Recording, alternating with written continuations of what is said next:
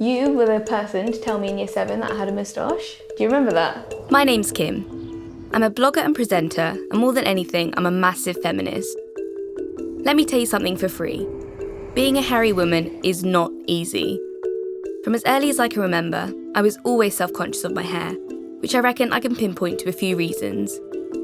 Being bombarded by images of perfectly hairless women in adverts on social media and on TV throughout my life led me to believe that having a hairless body was the norm. This was only egged on by comments from my classmates about my 11-year-old girl moustache.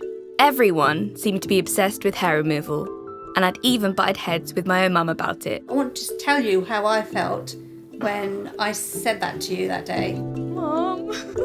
I wanted to speak to the women in my life, You're embarrassed if you don't do it, and then when you get it done, you're still embarrassed because everyone knows you've got it done. the general public, That's a lie. That's a big lie. and women making a change when it comes to body hair. I was extremely suicidal. I mean, the bullying and body shaming got to a point where it took me right to the edge of not wanting to live anymore. Follow me on my journey to find out what all the fuss is about when it comes to female body hair. Okay, so today I'm gathering some experts on hair removal, aka the finest members of my girl squad.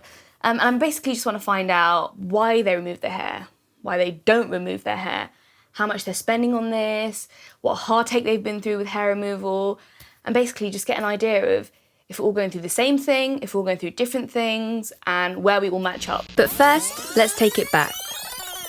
As a hairy little four-eyed Indian girl, not only did I have to deal with the normal things that come along with puberty, but I was also contending with the world of bleaching, waxing, and threading.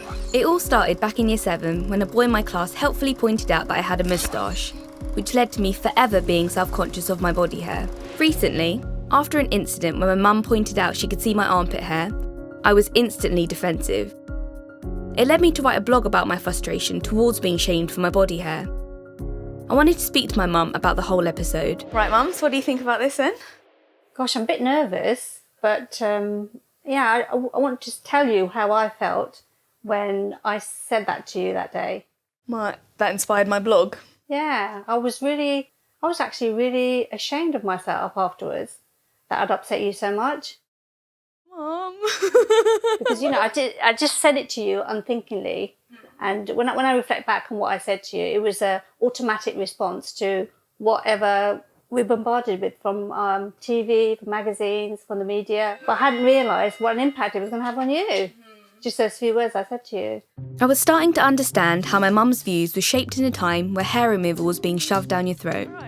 Sorry, I haven't hugged you for It's alright, come in, hello. This is everyone. Our conversation was cut short because my squad had arrived. Sorry, I touched your Fenty. Come in. Hello, are you alright? Yeah. Oh, full house. Although we'd shared our waxing horror stories with each other, I wanted to get real about hair removal and the emotions and politics involved. So, have you ever changed your outfit to compensate for not removing some body hair? Of course. I actually went on ASOS and bought all the jumpsuits this summer. So you don't have to shave the loads every single day. Yeah. Have you ever injured yourself whilst trying to remove your body hair? Oh my god, the very first time I was shaving and I cut all the way up my leg. Like, So much blood. Yeah, and I had to just come up to an excuse to my mum about why. Really? What did you say? Oh, I was like, I was in the bath and the razor fell in and I just like slipped up. Fell on the razor. We seemed to agree on most things so far, but soon enough we couldn't agree on everything. So, if keeping your body hair was the norm, men, women, everyone just kept it let loose, would you remove your body hair?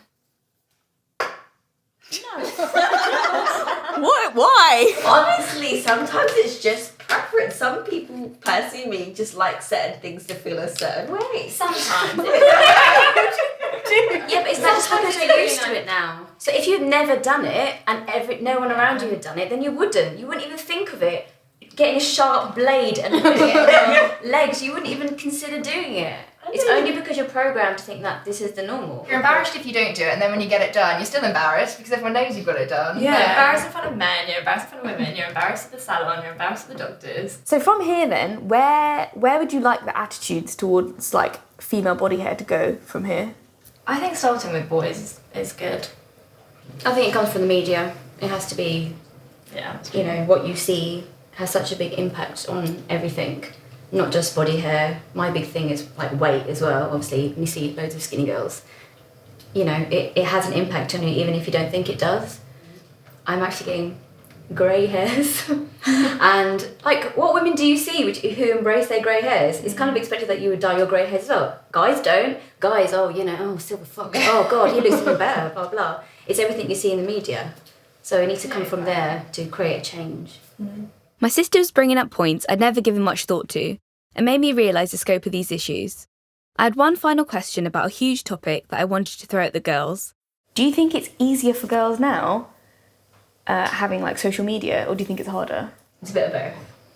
It's harder because you'll see like all these girls, especially like bloggers or Instagrammers, that like are not embracing like the actual problems that's going on in the world. But it's easier because the select few that are embracing it are showing you that it's okay. You don't have to be that way. I think it's harder as well. We see it in a magazine, but yeah, we used to read magazines, but on social media, you have it in your hand 100% of the time, and you can see images scrolling through them. You'll see like 100 times the amount of images that we used to see. I think it's harder. And I found that discussion so interesting, that I've known these women for so long, and we've talked about everything, but see them being so honest about their body hair and how they feel about it, and even being honest about shaming other women as well. It's really interesting that these strong and powerful women in my life still feel like they can't do what they want with their own body and their own body hair because they're not influencers and because they're not making a political statement. So yeah, it was a really interesting discussion. Egypt, the beginning of hair removal. The trend-setting ancient Egyptians invented a lot of the ways we remove hair today. During this period, hair removal was mainly for hygiene reasons, such as keeping away lice and other parasites. Fast forward to 1915. King Camp Gillette invented the first razor for women, and that same year, Harper's Bazaar featured a woman with hairless armpits for the very first time. Censor for Women razor. From this point, hair removal continued to rise in popularity throughout the Western world, largely driven by marketing campaigns from razor corporations. How much do you think that women spent on waxing in their lifetime? I would say maybe like, I don't know, 40, 50 quid a month. God, in a lifetime, many thousands. I don't even know how much it costs to go once. Yeah, like 5,000. Like 5,000? Okay, and what do you think? It's more than that. Oh, is it more than that? Jesus Christ, I think millions. 60 years, once a month. 60 times 12 months. Well, it's actually £23,000 on waxing in a lifetime. That's a lie. That's a big lie. The value of the global hair removal market amounted to a whopping $880 million in 2017, and is forecasted to rise to about $1.35 billion by 2022. There's definitely been some research around that to show that the impossibility of the perception that's painted out there. You've got young women trying to attain to something that essentially isn't doable, and it leaves a lot of women then feeling inadequate, that why can't I look like that? And although now on Instagram, it's hard to get away from images of perfectly hairless women, there are some celebs and influencers who are starting to buck the trend and embrace their body hair. And believe it or not, even razor brands are jumping on the bandwagon. But no one is paving the way for body hair acceptance more than Hanam Kaur. Women in general these days still get bullied and body shamed. We're still discriminated against. I want to see how she managed to throw caution to the wind and embrace her body hair in such a fearless and badass way. So let's start with like one of the big questions. How do you feel like you got to this point in your life where you're just like, you know what, F these like beauty conventions that have been like hammered down my throat. How have you got to here where you're just like fine to like embrace your body as it is, embrace your like facial hair? Like how have you got to that point? Can I be honest? Yeah. By literally not giving a fuck about people's opinions. And it got to a point where Like, I just got sick and tired of being body shamed or ostracized in society and, you know, trying to conform to the beauty standards in society. And it just got to a point where I was like, I can't keep doing this because it's not making me happy. Was there like a moment that happened for you when you were just like this happened, that's it, like today's the day where I just like... I was extremely suicidal. I mean, the bullying and body shaming got to a point where it took me right to the edge of not wanting to live anymore. The hardships definitely mold us to the people that we are right now. So looking back, being able to connect the dots to why certain things happen, I can definitely turn around and say to my bullies, thank you, because I'm a lot more happier. I'm a lot more stronger. I know myself now. And you literally physically and mentally threw me to the ground. But when you did that, I allowed myself to build myself up how I wanted to. I have to be a representation for women that have alternative bodies, or for people that are othered in society. I have to be that representation. When you first see someone like Harnum, I think the things that you notice is obviously she's a woman and she has a beard. But speaking to her, you realise she's so much more than that. You know, she's dealing with her condition, her PCOS. She's going through her daily struggles every day, just like every other girl. She's got this whole story and she's using her platform to inspire so many other girls and change perceptions in society. And it's hard doing something like that, but she's doing it. And it's making me think there's more I could be doing to change perceptions as well. I decided to meet up with the boy who first made me conscious of my facial hair and see if his opinions had changed. And I also had a special surprise for him. So we're here at Guys and Dolls Parlour today, and I brought along Aaron, who told me I had a moustache in year 7, and we're going to welcome him to the world of waxing. How much do you think it's going to hurt out of 10? I'd say a solid 6. Are you scared? High pain tolerance should be okay. Why is it so hot? Okay. Yeah. Do you need me to hold your hand? Please.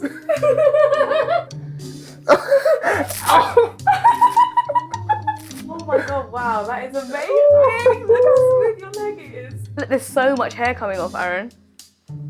So much. Would you ever get this done to yourself? Never. Out of choice? Never. Even now? How girls do it every other couple of weeks. That's disgusting. That is really gross. Has your perception changed about women getting their hair removed now?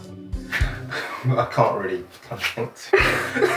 I started to realise this wasn't the best time for questions, so I thought I'd let him suffer for a bit and talk to him after.